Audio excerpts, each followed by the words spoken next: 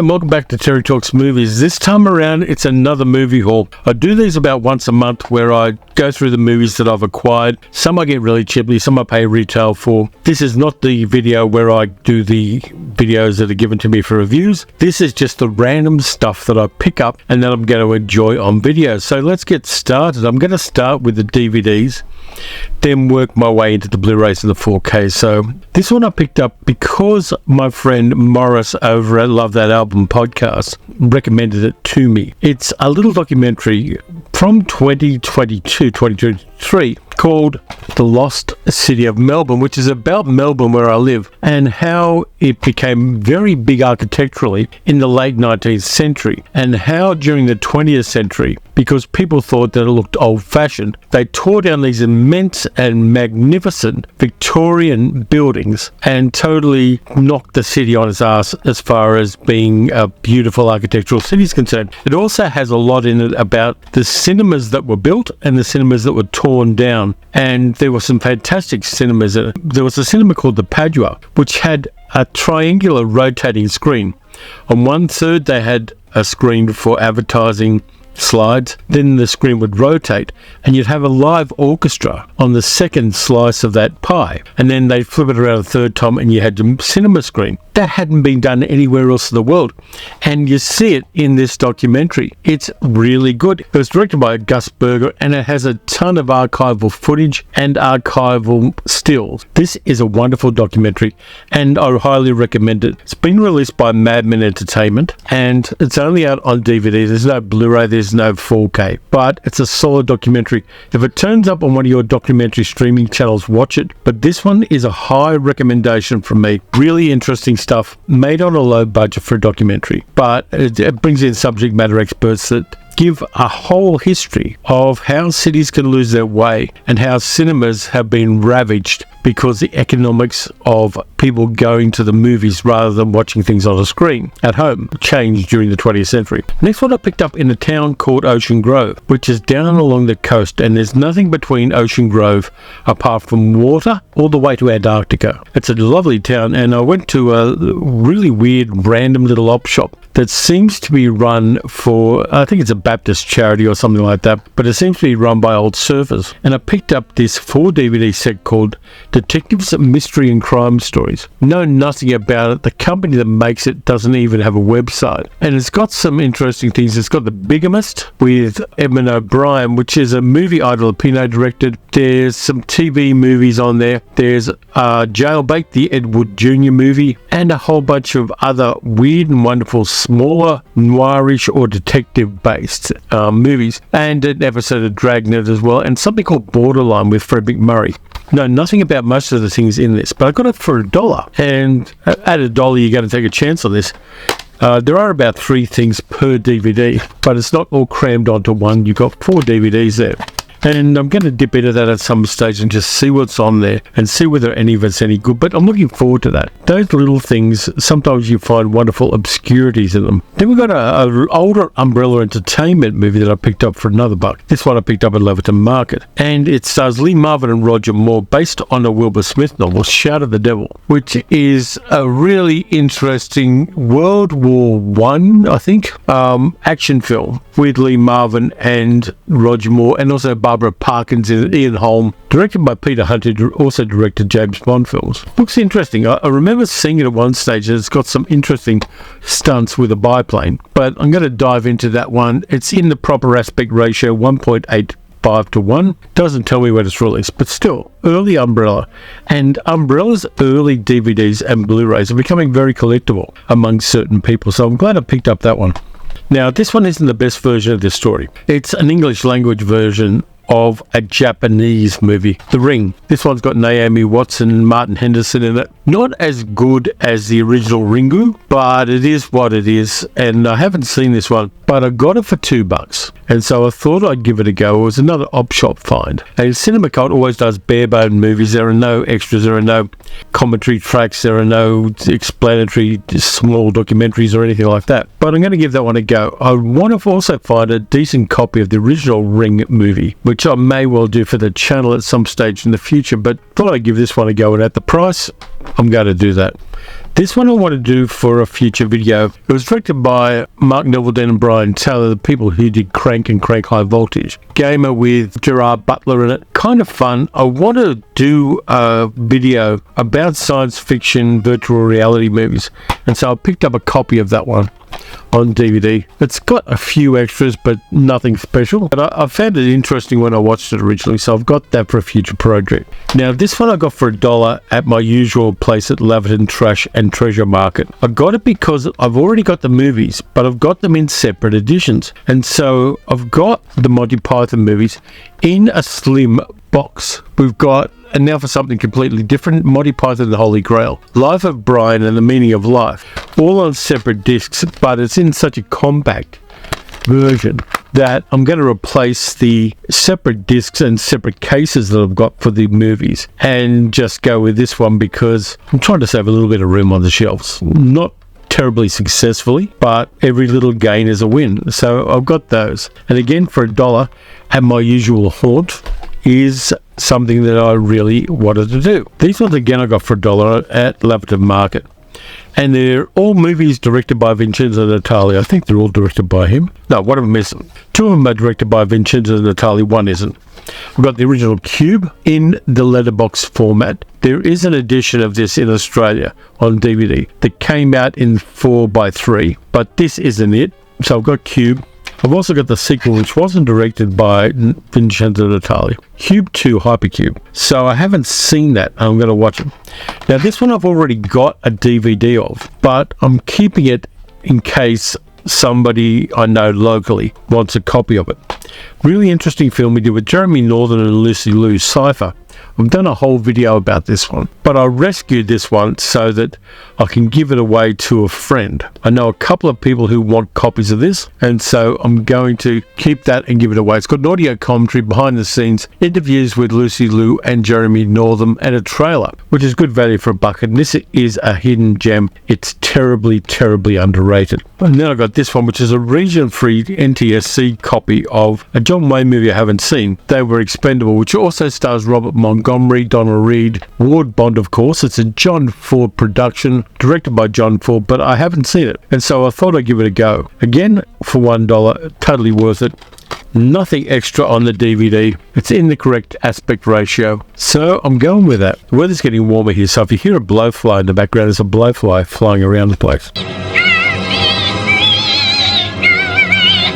It's cheesing me off, but we'll punch through. Now here comes the Blu-rays. Two of these I got with Amazon Associate credits. When you click through a link on my channel and you buy something from Amazon, I get a little kickback which then goes into my Amazon credits and I spend it on movies for the channel. And this one I've already done for the channel. FB1 doesn't answer. I've got the Kino Lorber Blu-ray now, which also has the English language version of the movie with Conrad Veidt in it. I haven't watched it yet. I've only just got this in the mail, but I'm very glad I got it. The German version is pretty good, and I hear that the English language version is also good. So I went out and used some of the credits to buy that, and I'm looking forward to it. 1930s, before the Nazis, kind of science fiction-y thing about a floating airport in the middle of the Atlantic Ocean for transatlantic crossings. Really great film, and I'm looking forward to the English language part of that, which is also on the disc along with the German version. Nice catch, glad I got it. Now this one's problematic in some ways because you've got a Japanese leading character played first by a Hungarian and then by a Sicilian American. It's all 9 of the Mr. Moto films, 8 of which star Peter Lorre as the titular character, and the last one from 1965, The Return of Mr. Moto, is played by Henry Silva. I've watched the Henry Silva one, which is kind of a minor movie in so many ways, but it's a little bit of fun and a little bit of kind of intrigue and action stuff. They're all on one Blu-ray, and I've checked the quality of the Henry Silva Return of Mr. Moto from 65, and the visual quality is pretty damn good. I don't know about the other movies yet, but they're all in a slim case. To use a pejorative term, Oriental detective movies like this one and Charlie Chan and things like that are interesting for me, and I didn't pay too much for this one, but I'm kind of glad I've got them all. All the movies are around 70 minutes each, so they're very much second program movies. Peter Lorre was always good value, even when he was playing in Yellowface. Then I got a slimmer version of what I already had on DVD, which I am recycling into the charity system. I got this for $3. Joss Whedon's Firefly, the TV series, on Blu-ray. Got the Blu-ray. It's got a ton of special features on it. Much better for me than the DVD copy because the DVD copy doesn't have as many extras. And for $3, definitely a good pickup. It's on 3 discs, and even though Joss Whedon is, as we now know, not a good person, I think the series still stands up. And then I got the sequel to a Marvel movie, Outre, with Jennifer Garner in it. I'm about 20 minutes into this. Alexa, stop. Alexa started up talking about the Ben Affleck and Jennifer Garner. But anyway, it's a bit slow at the start. Got some interesting actors in it, so I'll persevere with this one. And I'm a little bit of a Marvel completist. I've already got the Affleck Daredevil. Elektra I picked up for $1, so I'm just completing the collection. Alexa, go to sleep for an hour. Timer for 1 hour, starting now.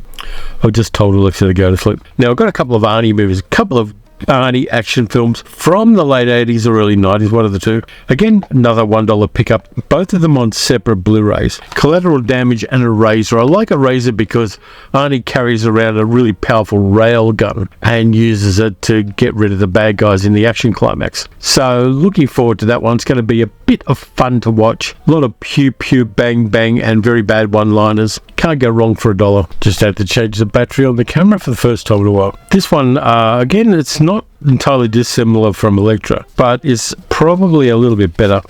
Red Sparrow with Jennifer Lawrence in it. Blu-ray and digital, it says here, but I probably won't have the digital. 90 minutes of the extras on it. I didn't have this one in my collection. I seem to remember it was a pretty solid little action film of about 5 or 6 years ago. And yeah, so I'll be watching that at some stage. It's interesting that recent DVDs and Blu-rays, particularly Blu-rays, are hitting the second-hand market at crazy low prices. This is another $1 buy and totally worth it for that. There's your back with all of the extras on it. And then I got one that I missed, and this movie spawned 1,000 jokes. The Revenant, the movie where people say Leonardo DiCaprio has an assignation with a grizzly bear.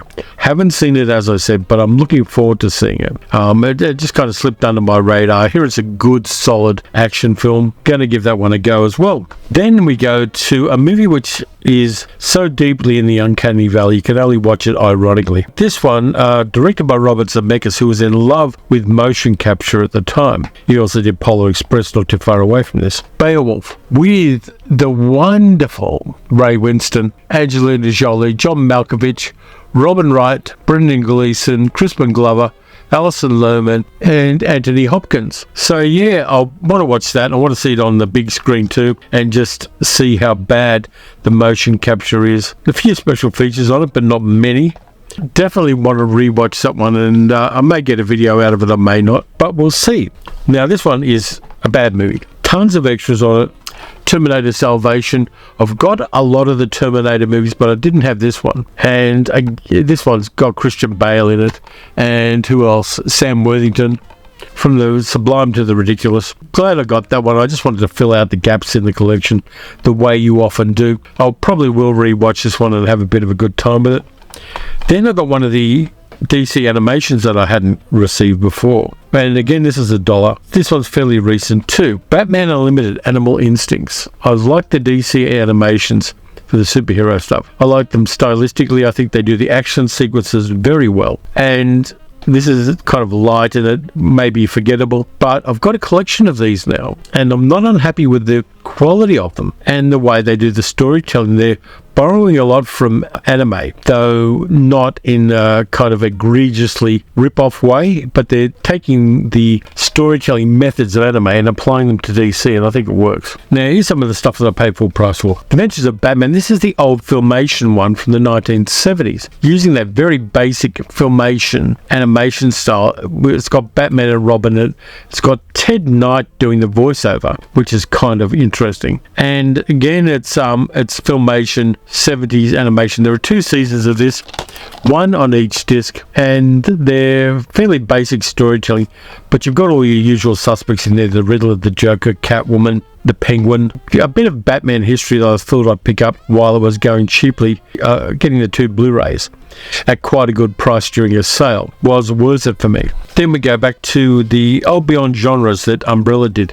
They've dropped that particular sub-label now, but this one was based on one of the trailers that was in Grindhouse, and it is starring Rutger Hauer, Hobo with a Shotgun. I didn't have this one, and I saw it come up, and I thought, yep, definitely need to fill out the collection with that one. As always with these Beyond Genres, a ton of extra features on it. A lot of fun, just a bit of kind of dumb action, which is very much in the style of a lot of direct-to-video things that came out in the 80s and 90s. But going to enjoy that one and just slum it a little bit to watch it. Now this one, Australian one, starring Graham Page and the wonderful John Hargreaves, is directed by Brian Trenchard Smith. Set in my hometown of Sydney, Death Cheaters, about a couple of stuntmen who get involved in doing some secret agent stuff for an intelligence organisation run by the wonderful Noel Ferrier. Great stuff, good solid exploitation. Again, tons of extras and interviews, and Death Cheaters is a lot of fun. I've got an extensive collection of exploitation movies, but I didn't have this one, so I'm enormously pleased that I finally picked up a copy of Death Cheaters. Now, this one was recommended to me. It's Steven Spielberg writing an autobiographical movie in some ways. The Fablemans, about a young man who wants to be a filmmaker and how he goes about it. Written by Steven Spielberg and Tony Kushner, directed by Spielberg. Not always a fan of Spielberg's work, I'll be honest, but I thought I'd get this one because it seems to be speaking to his passion for cinema. And I have had it recommended to me by a number of friends. And so I'm going to watch that one and hopefully I'll enjoy it. 3 more to go. I picked up this box set by Indicator to look at some Mexican horror films. It's Mexico Macabre, which has 4 Mexican horror films in it. Black Pit of Dr. M, The Witch's Mirror, The Brainiac, which I've already watched and is mad. I'm going to do a video about the 4 of these movies at some stage in the future. And The Curse of the Crying Woman. Look at the extras on the back. So many extras. And the slipcase is fantastic as well. And inside you get a whole bunch of stuff. There's your cover for the Brainiac, and the thing I find really interesting is these are all cardboard. They're trying to use less plastics in their production now, so these are cardboard. There is the second one, there is The Witch's Mirror, there is The Curse of the Crying Woman. I love the star Alberto Salazar, and I'm going to be deep diving into 1960s Mexican horror with this, but you get a little bit more, and at the price I paid, I'm not surprised. You get some lobby cards. I'm going to go through these a lot more extensively when I review the movies, but you do get some lobby cards, and you also get a booklet with a lot more information on it. So I blew the budget a bit getting this one, but I'm glad I did. There's an interesting worldview in Mexican horror films, which I find fascinating, and I'm going to enjoy these ones a lot. I've already enjoyed The Brainiac, which is a mad film in so many ways, particularly when the cops come in with the flamethrowers. And I'm going to dive into the rest of them and just fill out my knowledge of Mexican horror cinema just that little bit more. Now, this one I got partly because Middle-Aged Geek Girl loves shark movies.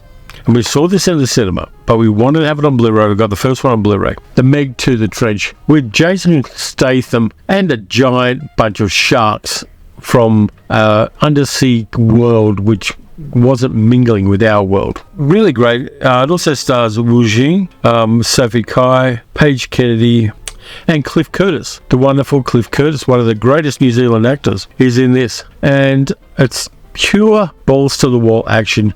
You can't go in here expecting it to be a wonderful film. You can expect it to be an entertaining film, which it definitely is. And last of all, the most successful movie made by a female director in the history of everything. I got the 4K of Barbie. Now, I know there are a lot of men who are fulminating and foaming at the mouth and foaming in the jocks about this film, but I liked it. I enjoyed it a lot. It's just such transgressive fun in its own way.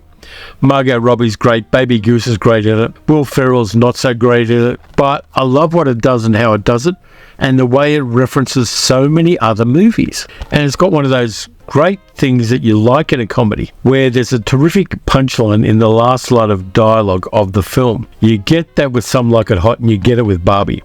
And if you're kind of sitting on the fence about watching this, give it a go. You're going to have a good time, and just enjoy the fact that it deconstructs so much of Barbie's mythology in an entertaining and delightful and colourful way. So that's it. That's the haul I've got at the moment. Tons of movies, crazy amount of different genres. I really like what I've got here, and I'm going to spend a lot of my time getting bed sores just sitting down and watching them all.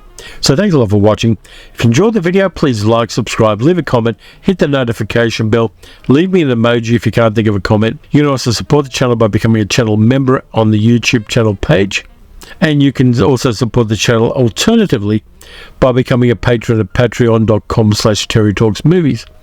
Next up, we got Science Fiction Saturday. Then we're going to move on to doing another horror double feature on Monday. So there's a ton of stuff coming up on the channel. And until then, watch some good movies, watch some bad movies, watch some pink movies, and I'll catch you next time.